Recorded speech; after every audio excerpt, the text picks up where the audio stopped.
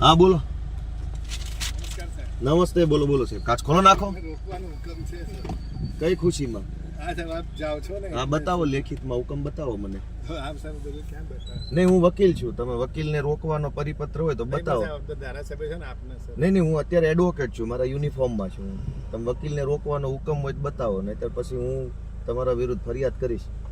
તમને હુકમ હશે એ સ્વીકારો. હું એડવોકેટ છું. નહીં, હું એડવોકેટ છું, યુનિફોર્મમાં છું.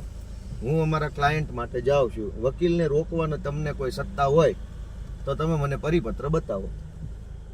હું ધારાસભ્ય છું, હું ગુજરાતનો નાગરિક છું, એ બધું બરાબર છે. આજે હું વકીલ છું, આપને સાહેબ આ રોકવાનું કીધું હતું. બરાબર છે, પણ હું એડવોકેટ છું, હું મારા યુનિફોર્મમાં છું.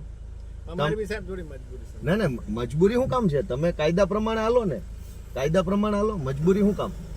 બસ ઉતારી રાખો વિડીયો ભાઈ. નહીં, તો આમ સાહેબ સાઈડમાં લો ભાઈ, થોડી ચર્ચા કરીએ. નહીં, તમે મને પરિપત્ર બતાવો કે એડવોકેટને રોકવાનો તમને સત્તા મળેલી છે.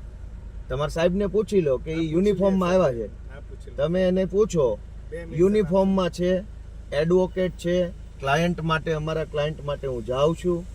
તમારે વકીલને રોકવાની સત્તા હોય તો લેખિત પરિપત્ર મને બતાવો. સાહેબ આપશો. એ 2 નહીં 2 કલાક ઉભા રહીએ. 2 મિનિટ સાહેબ ઉભા રહેશો. હાલો હાલો હાલો હાલો.